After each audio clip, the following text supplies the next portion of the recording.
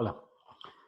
Bueno, vamos a hacer algunos problemas sobre este material de potenciales termodinámicos que vimos el día de hoy.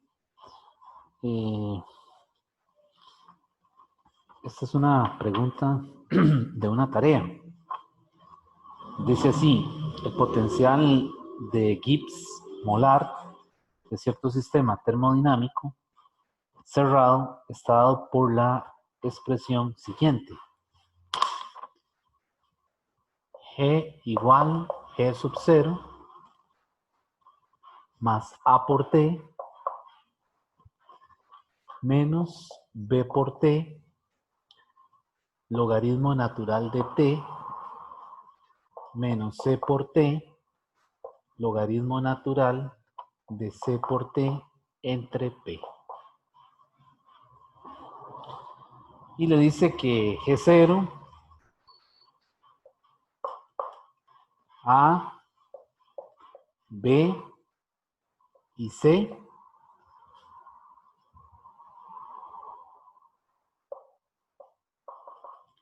son constantes. Entonces, el problema le dice, derivando la expresión anterior con respecto a las variables adecuadas, las veces que sea necesario, hállese lo siguiente. La parte A le dice que encuentre la ecuación de estado.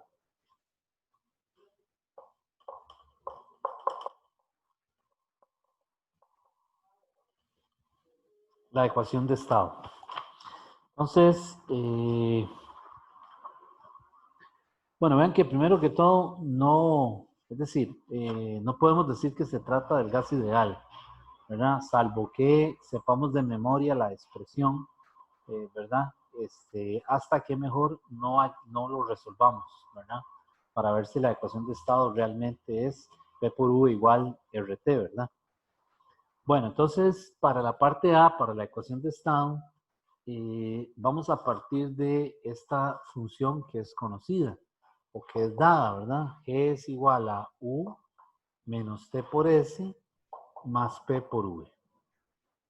Y vean que lo estoy escribiendo en la notación de cantidades específicas, ¿verdad? Vean que todos son cantidades molares, ¿verdad? Entonces, lo que voy a hacer ahora es que la voy a diferenciar. Entonces, le aplico el diferencial, que sería dG, y esto aquí sería du menos T por ds menos S por dt. Y aquí sería más P por dV más V por dP. O sea, le estoy aplicando el diferencial en ambos lados de esta ecuación. Ok, entonces ya yo sé que de la primera ley, du es igual a T por ds menos P de V. Y esto lo puedo sustituir en este du, ¿verdad? De tal manera que me va a quedar dG es igual a T de S menos P de V, ¿verdad? Menos T de S menos S de T más P de V más V de P. Lo que hice fue que sustituí esto aquí. Y ahora lo que voy a hacer es que cancelo. Vean que se puede cancelar este término con este y menos P de V con P de V. Y lo que me queda es que dG me va a quedar escrito como S de T más V de P. Y pues vean que esto es una función de T y P, ¿verdad? Siendo un diferencial exacto. Entonces, pues yo lo que hago ahora es que voy a proceder a escribir el diferencial. Ese diferencial de G sería entonces la derivada parcial de G respecto de T, P constante, por dt, más la derivada parcial de G con respecto a P T constante por dp. Y puedo comparar término a término, ¿verdad? De tal manera que me doy cuenta que menos S, ya sabemos que es la derivada parcial de G respecto de T, P. Y la V es la derivada parcial de G respecto de P, T.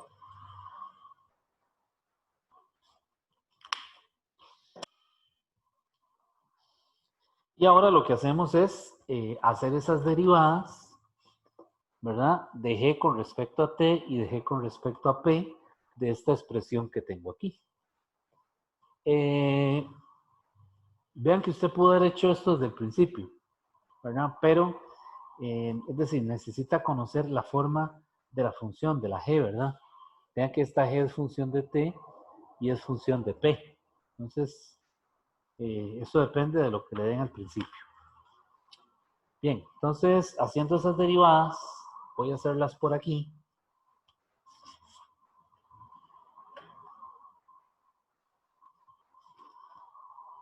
La derivada parcial, la V, esta de aquí, sería entonces derivar cada uno de estos términos. Pero el único que depende de P es este, el último, ¿verdad? Entonces, realmente lo que me queda es que sería menos C por T, que es esto que está aquí, ¿verdad? Multiplicado por la derivada del logaritmo, que es CT P cuadrado entre CT P, ¿verdad? Copio abajo, derivo arriba. Y al simplificar eso un poquito, ¿verdad? Voy a llegar a que V va a ser igual a C por T entre P. ¿De dónde? Puedo pasar a multiplicar la P. Me quedaría que P por V es igual a C por T. Entonces vean que esa ecuación es el gas ideal, ¿verdad? Tiene la forma del gas ideal. ¿Verdad? En este caso lo que estamos viendo es que esa C debería ser la R, ¿verdad? Porque este es el volumen molar específico, que sería V entre E. V recta mayúscula entre E. Entonces, eso es el gas ideal. Bueno, vamos a la parte B del problema.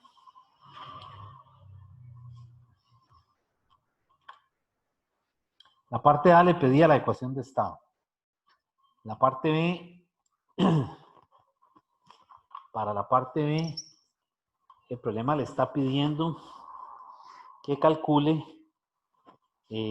la expresión de la entropía en función de T y V. O sea, le está pidiendo que escriba S molar en función de T y V. Ok, para eso, pues yo sé que la entropía es G, es la derivada parcial de G con respecto a T, manteniendo la P constante. Entonces lo que hago es que derivo esta expresión con respecto a T. Entonces vean que esto es constante, esto depende de T, aquí hay un producto, ¿verdad? Y esto también depende de T. Entonces al hacer la derivada, me va a quedar entonces B más C menos A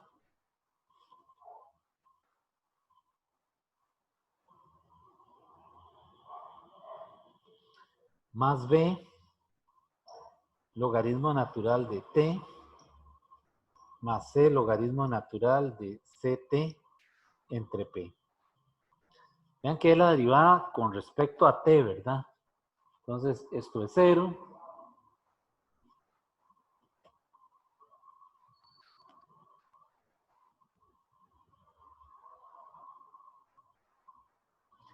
¿Verdad? La derivada de A La de B, ¿verdad? Hay un producto por ahí. Y me queda esto de aquí, ¿verdad? Vean que este menos cambia los signos de lo que está aquí, ¿verdad? Entonces me debería quedar B más C menos A más B logaritmo natural de T más C logaritmo natural de CT entre P. Ok, y esto ya es lo que me están pidiendo. Esto es ya una función de T y V, que es lo que está pidiendo el problema, ¿verdad? Que haya esto. Vean que es inmediato, ¿verdad? Solo hacer la derivada. La parte C del problema me dice que halle el coeficiente de compresibilidad isoterma. El coeficiente de compresibilidad isoterma, lo que le está pidiendo es el kappa T, que algunas veces se llama el kappa T, ¿verdad? Recuerden que no es el kappa diabático, es el kappa isotérmico, ¿verdad?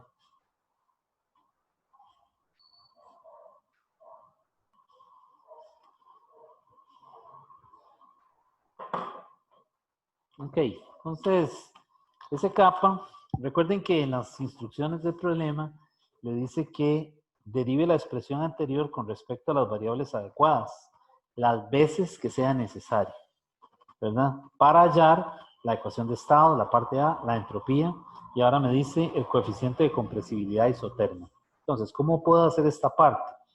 Bueno, vean que para hallar el kappa, yo puedo partir del hecho de que el volumen es la derivada parcial de G respecto de P a temperatura constante.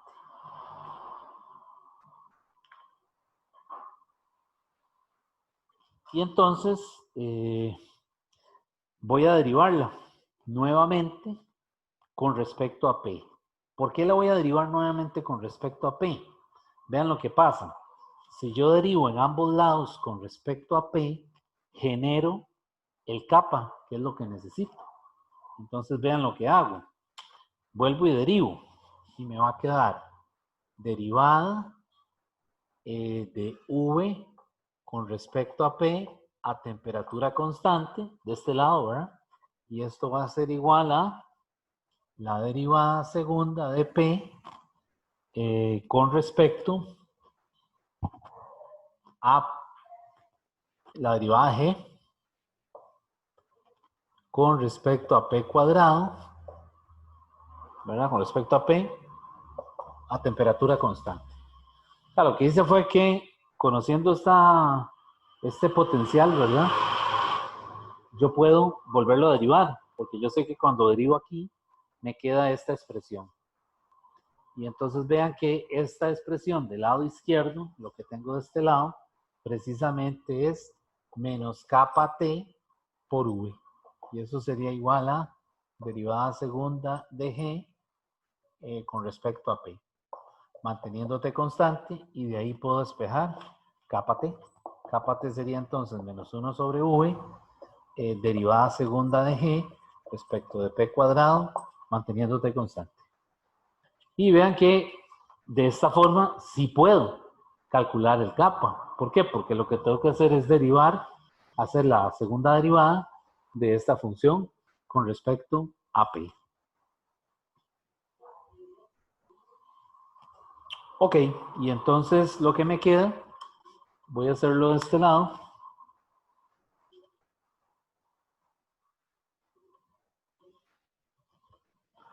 Lo que me queda entonces es, haciendo esta derivada, ¿verdad? Pues sería entonces que sería kappa T, sería entonces menos 1 sobre V, y esa segunda derivada es en este caso menos C por T entre P cuadrado. Y esto es 1 sobre V, ¿verdad? Que aquí sería entonces, esto sería P entre P cuadrado. Cancelo una P con una de arriba y me queda 1 sobre P. Y efectivamente, vean que kappa T es el gas ideal porque es 1 sobre P.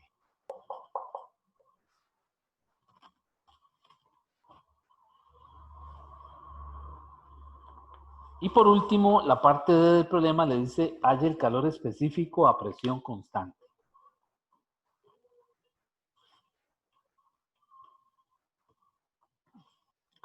Halle el calor específico a presión constante.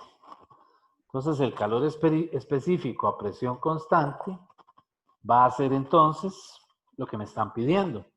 Entonces, ¿de dónde puedo yo partir para hacer esa parte? Pues yo puedo otra vez usar la definición que tengo para el potencial entre S y G.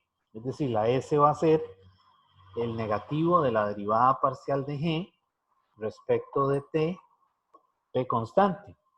Y entonces lo que hago es que la derivo nuevamente, ¿verdad? Y al derivarla nuevamente, pues vean lo que me queda. Me va a quedar la derivada parcial de S con respecto a T, P constante, es igual a ¿quién? A la derivada segunda de G con respecto a T, P constante.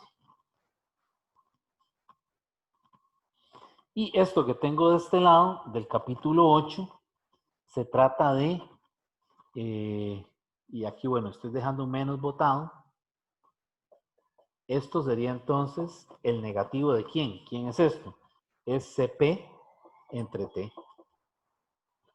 Quiere decir entonces que ahora yo puedo calcular el CP sacando la segunda derivada de la S con respecto a T, manteniendo la presión constante. Entonces simplemente CP sería, paso la T, que está dividiendo, la paso de este lado a multiplicar. Y me queda entonces que el CP va a ser entonces menos T por la derivada segunda de G respecto de T cuadrado, manteniendo P constante. Y esa derivada también la conozco, la puedo hacer. Por lo tanto, me quedaría menos T multiplicado por B más C sobre T. Y por aquí hay un menos, ¿verdad? Hay menos que está por ahí, entonces cancelo este menos con este menos, la T con la T, y me queda que CP es igual a ¿quién? A B más C. Claro, y entonces vean lo que pasa aquí. En este problema, lo que inmediatamente vemos es que si C es la R, pues la B tiene que ser ¿quién? La CV. Y como ya sabemos que se trata de un gas ideal, esto es realmente CP menos CV igual a R. Quiere decir que estamos bien. O sea que esa función que nos dieron de Gibbs molar es realmente la función de un gas ideal.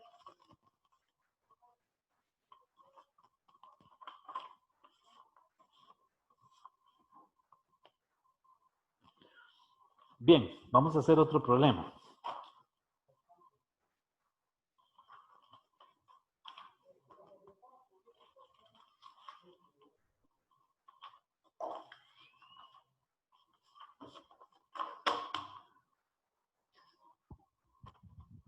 Bueno, vamos a hacer otro.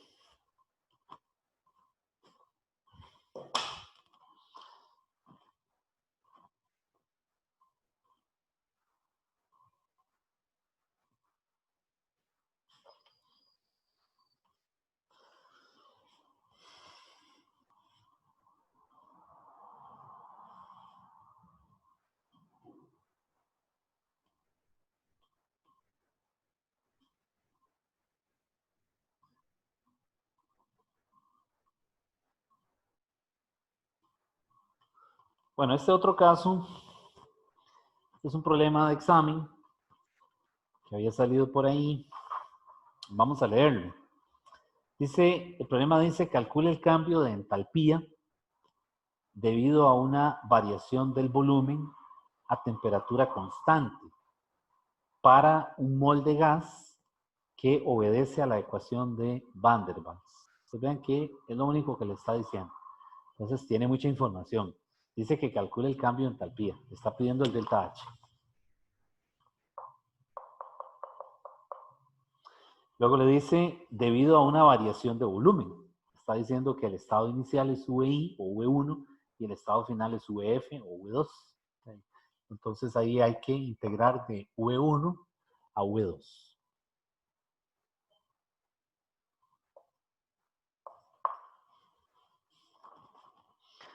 Luego le dice que a temperatura constante. Entonces se trata de un proceso isotérmico. Y le dice que es para n igual a 1 mol. Y el gas es un gas de Van der Waals.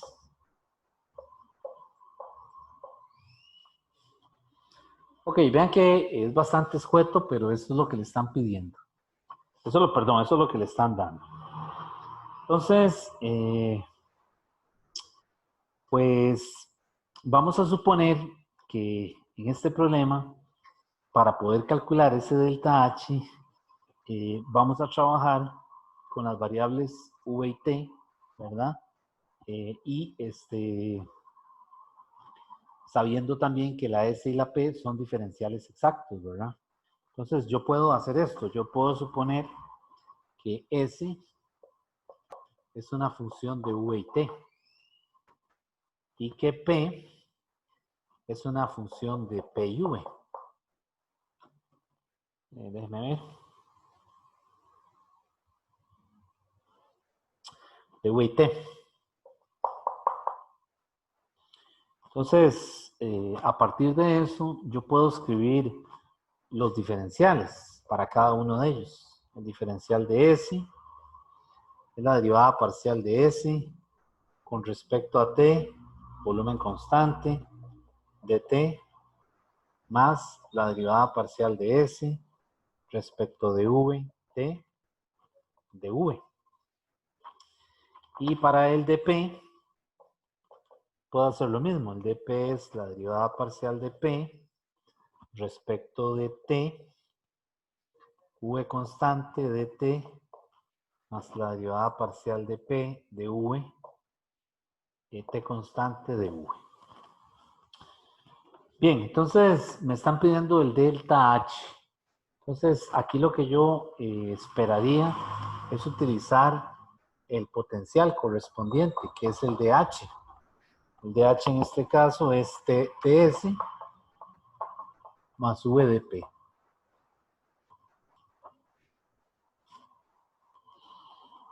Y lo que voy a hacer es que voy a sustituir estos diferenciales que tengo aquí, el ds y el dp. Vean que aquí ya los tengo. Tengo el ds y tengo el dp. Pero lo que tendría que hacer es meter esto y esto ahí. Y cuando se hace eso, pues voy a llegar a esta expresión. Voy a llegar a que el dH lo puedo escribir de esta manera. T por la derivada parcial de S respecto de T, V constante, más V, derivada parcial de P, de T, V constante por dt. Más T por la derivada parcial de S respecto de V, T constante, más V derivada parcial de P respecto de V, T constante, de V. Vean que estoy apoyándome en el hecho de que son diferenciales exactos, ¿verdad? Y recuerden que estas funciones ya tienen una dependencia, ¿verdad? Estamos calculando h. Y h, recuerden que dijimos que es por lo general función de p y t, ¿verdad? Bueno, entonces, como me están diciendo que es un proceso isotérmico, el dt es 0. Entonces, todo esto es 0. Y me queda únicamente que el dH es T por la derivada parcial de S respecto de V, T constante, ¿verdad? Y eso lo más V, derivada parcial de P respecto de T, perdón, derivada parcial de P respecto de V, T constante por dV.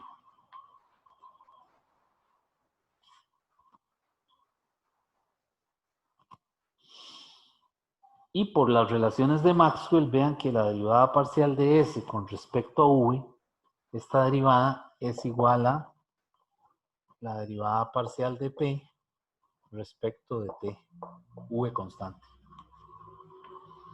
Esto que estoy haciendo aquí es usando una de las relaciones de Maxwell, ¿verdad?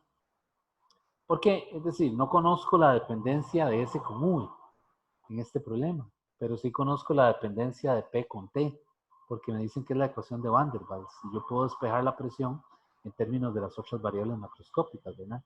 Ahora, si el problema nos hubiera dado la S en función de T y V o de T y P, ¿verdad? Pues entonces ahí cambian las cosas. Sí se podría hacer esta derivada, pero si no se la dan, tiene que recurrir a otra forma de escribirla. Y en este caso es, cambie esta derivada por dp de t. Y entonces me queda esto, me queda que el de h es entonces t multiplicado por derivada parcial de p respecto de t, v constante, ¿verdad? Más v derivada parcial de p con respecto a v, t constante. Y todo esto está multiplicado por el dv, que me faltó ponerle aquí un paréntesis, ¿verdad? Por dv, de esta manera.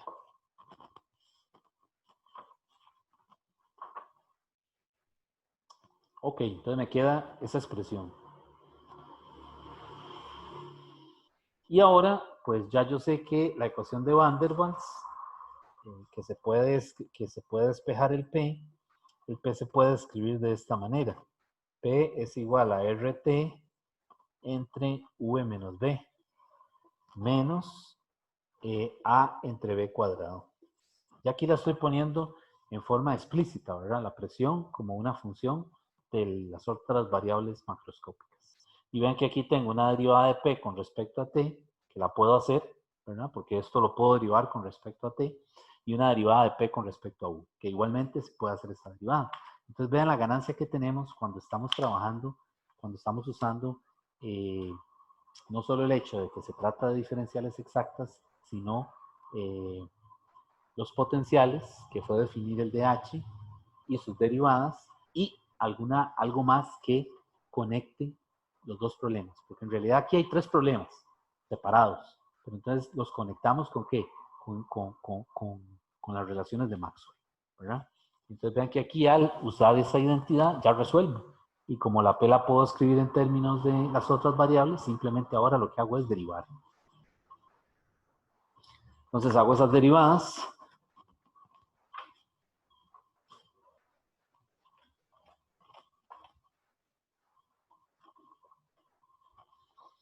Y entonces me va a quedar, después de que hago esas derivadas, me va a quedar lo siguiente. La derivada de P respecto de T, volumen constante, derive esto con respecto a T. Entonces ahí lo que le va a quedar es R entre V menos B.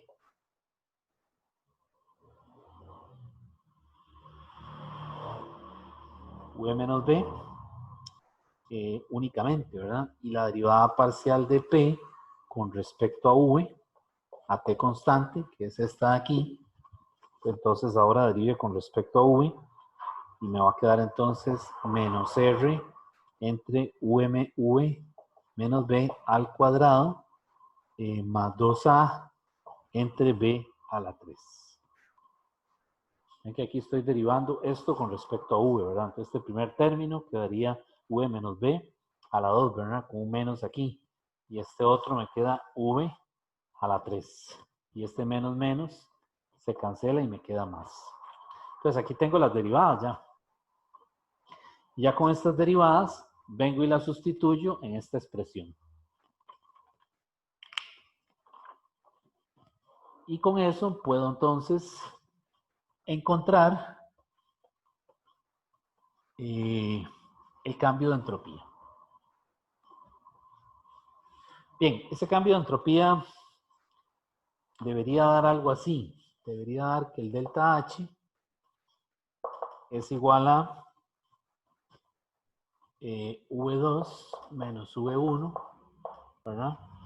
Multiplicado por 2A entre V1, V2 menos BRT entre V1 menos B por V2 menos B. Deberíamos poder llegar ahí.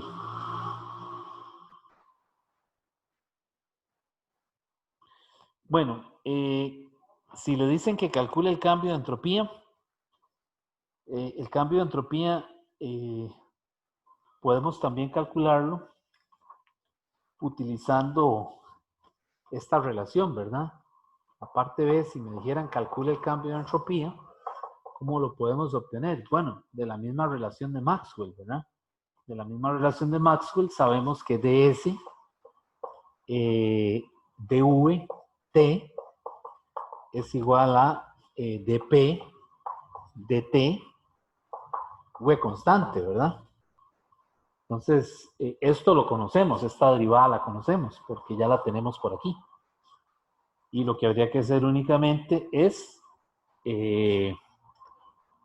integrar, ¿verdad? Porque solo tenemos en este caso una variable porque esta es constante. Es un proceso isotérmico, ¿verdad? Entonces, vean que ahí lo único es que va a quedar, tiene que, es decir, no, aquí en este caso no se le puede poner límites, ¿verdad? Porque vean que son derivadas parciales, ¿de acuerdo? Entonces, el resultado que usted obtenga, esa función de v y t, tiene que darle algo más una función de la temperatura, ¿verdad? No se le pueden poner límites nuevamente. ¿Por qué? Porque le está pidiendo el cambio de entropía y ese cambio de entropía viene de un proceso en donde hay derivadas parciales. Entonces, cuidado, le pone límites, ¿verdad? Es decir, porque le está diciendo que dé la entropía hasta una función desconocida de la temperatura. Es decir, que no utilice límites.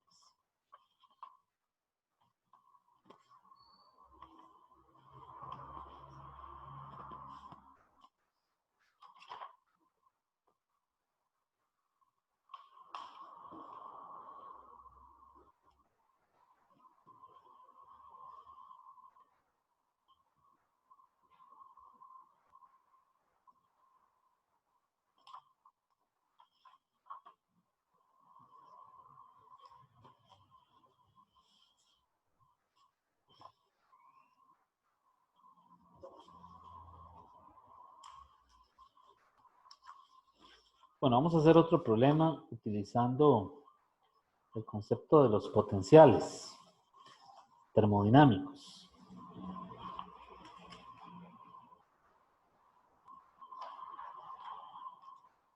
Este problema también es de un examen, ¿verdad? Donde le dan una función de energía interna y le pide que utilice los potenciales para calcular otras cantidades como presión, entropía, etc.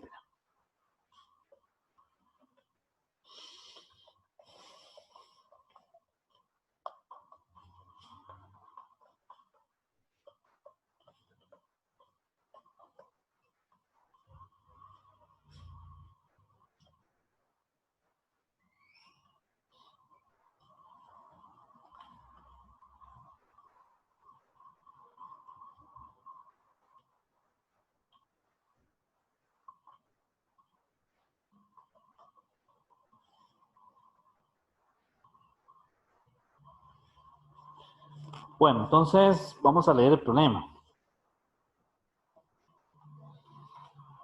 El problema dice así, dice la relación fundamental para un gas de fotones viene dada por la ecuación U de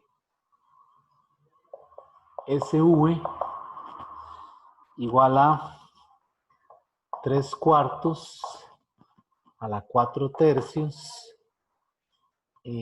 C entre 4 sigma a la 1/3 S a la 4 tercios, V a la menos 1 tercio. Dice donde la energía interna del sistema está relacionada con C, que es la velocidad de la luz, y sigma, que es una constante, ¿verdad? Que ya es conocida, la constante de Stefan Boltzmann. Se trata de un problema de un fotón, ¿verdad? Entonces está asociado con el problema de radiación clásica. S es la entropía y U es el volumen. Entonces el problema lo que le dice es que en la parte A encuentre la presión P del gas, la P, como una función de la S y la U. Le está diciendo que encuentre la P como una función de S y U. Entonces vean que es muy específico, ¿verdad? En estos problemas cuando le dice de una cantidad en función de, es decir, hay que dejarlo en términos de esas variables y hay que tratar de eliminar cualquier otra variable del sistema, de la ecuación, ¿verdad? Entonces, para calcular la presión, se puede partir de esto. Es decir, yo puedo utilizar, la idea es que este problema se resuelva con los potenciales, ¿verdad? Entonces, yo puedo utilizar esto. Yo puedo suponer que el de U es T de S, ¿verdad? De la primera ley, menos P de V. Y si estoy usando esto, pues yo sé que P es la derivada parcial de U con respecto a V, ¿verdad? Manteniendo la entropía constante de los potenciales, ¿verdad? Entonces, yo tengo la U. Entonces, la puedo de una vez derivar. Entonces, esa derivada me tiene que dar 1/3. Es decir, tengo que derivar esto, la U con respecto a V, manteniendo la S constante. Entonces, haciendo esa derivada me queda 1/3 multiplicado por 3/4 a la 4 tercios, ¿verdad? C entre 4 sigma a la 1/3, S a la 4 tercios, V a la menos 4 tercios. Y acomodándolo un poquito, vean que esa P me va a quedar, simplificando esta expresión de aquí, me va a quedar así, me va a quedar S a la 4 tercios, S dividido entre 4V a la 4 tercios, multiplicado por 3C entre 4 sigma a la 1/3. Y vean que esto es una constante. Es decir, yo puedo reacomodarlo de tal forma que renombro esta constante que llamo gamma. La renombro como 3C entre 4 sigma a la 1/3. De tal manera que me queda lo que me están pidiendo.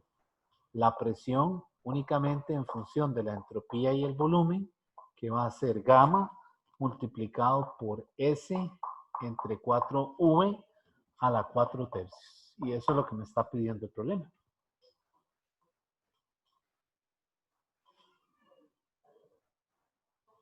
¿De acuerdo?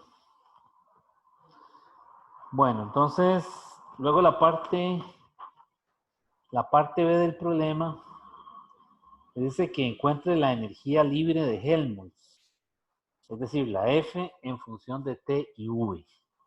Le está diciendo que encuentre F como una función de T y V.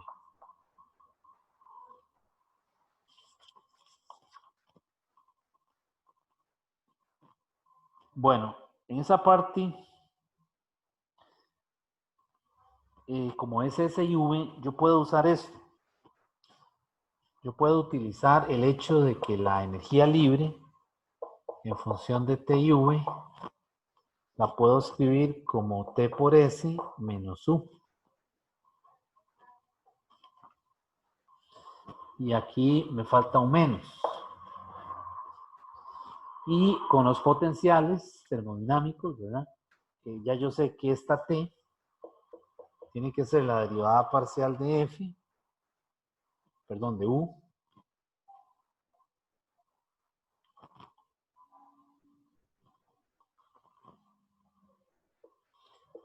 con respecto a S, manteniendo el volumen constante.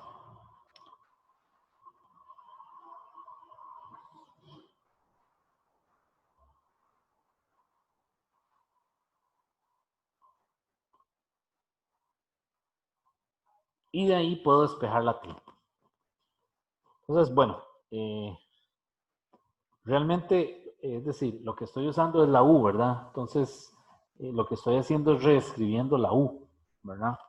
Vean que la U ahí sería T por S menos, menos F, ¿verdad? Y entonces, pues lo que hago es que hago esa derivada. Y esta derivada me tiene que dar 3 cuartos a la 4 tercios por 4 tercios C sobre 4 sigma a la 1 tercio V a la menos 1 tercio por S a la 1 tercio. ¿Verdad? Y de ahí puedo sacar el T a la 3, o sea, puedo despejar la S, porque vean que la S está aquí, ¿verdad? La S está a la 1 tercio. Y recuerden que en todo esto me están diciendo que es la F en función de T y V. ¿Verdad? Entonces tengo que eliminarlo. Entonces lo que hago es que despejo la S.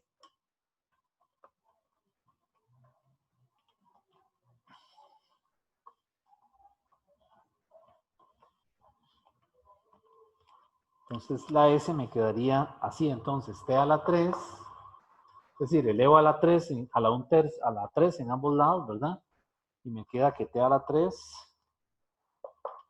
es entonces 3 cuartos a la 4, 64 sobre 27, C sobre 4 sigma, S sobre V. Y entonces de ahí me queda que la S es 4 tercios, despejándola de aquí, ¿verdad? Es 4 tercios, T a la 3, V, 4 por sigma sobre C. Y ahora lo puedo elevar a la 4 tercios para que me quede entonces T a la 4 multiplicado por 4 tercios V por 4 sigma entre C a la 4 tercios. Y claro, ya con esta forma que lo tengo ahora, pues entonces ya yo escribo la función. La función, vean que es T por S menos U. Y ya el S lo tengo, ¿verdad? Es decir, ya puedo escribir el S y el U. Y entonces de ahí me tiene que quedar que la F tiene que dar menos 4 tercios de T a la 4 V sigma entre C. Y vean que 4 tercios es una constante, sigma sobre C es constante, y T y V son precisamente las variables que nos está pidiendo el problema. Bueno, por ahí me estoy brincando algunos pasos, ¿verdad? Pero ustedes los pueden completar.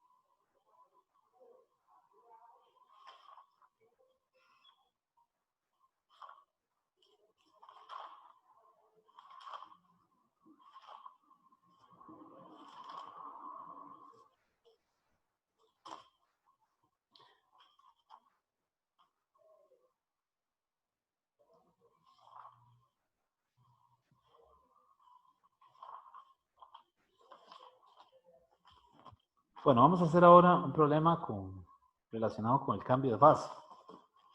Son bastante sencillos.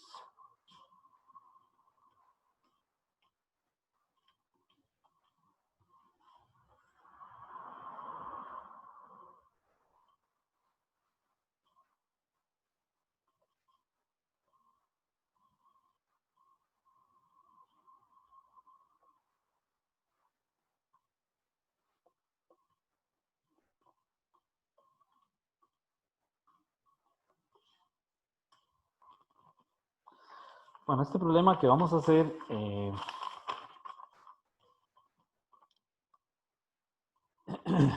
es utilizando la aproximación de primer orden, ¿verdad? La aproximación de primer orden, pues es la ecuación de Clausius-Clapeyron, ¿verdad? Entonces, el problema lo que dice es que el ácido fórmico hierve a 100.5 grados Celsius. ¿Cuándo soporta la presión de una atmósfera? Que es constante, ¿verdad? Como dijimos en la aproximación del primer orden, P y T son constantes. Dice, a la presión de 0.35 atmósferas, ¿verdad? Cuando tengo 0.35 atm, la temperatura de ebullición desciende hasta 83.22 grados Celsius.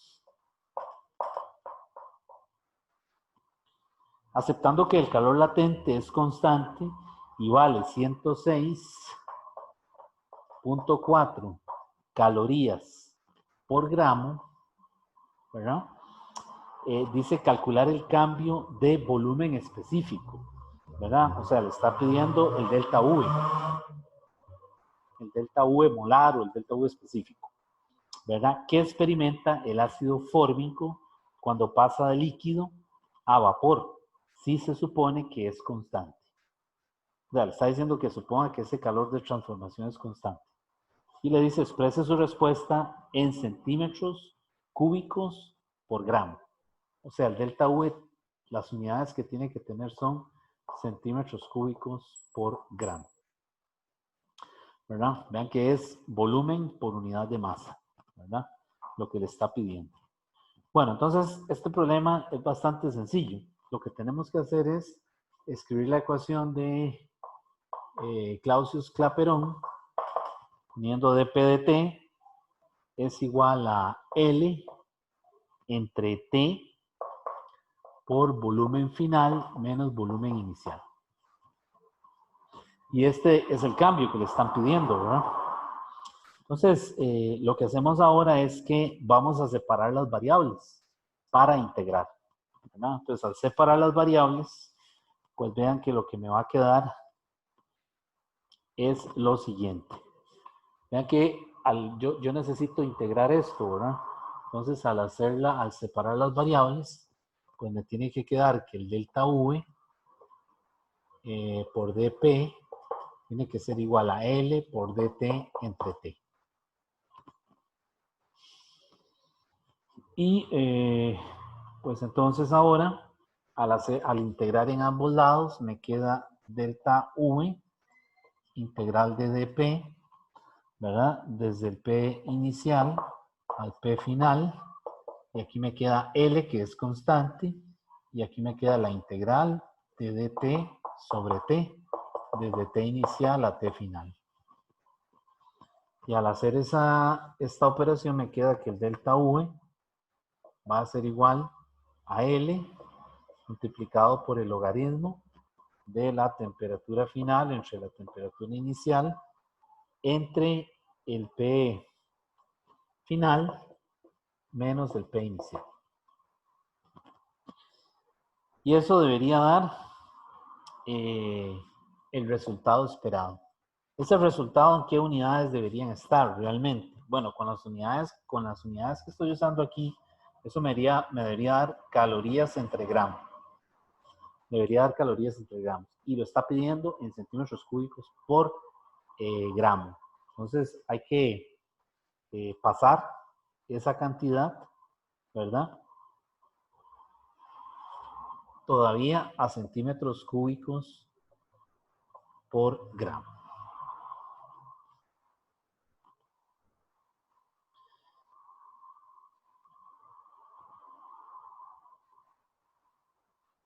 Y este valor de aquí es 1 menos 0.35.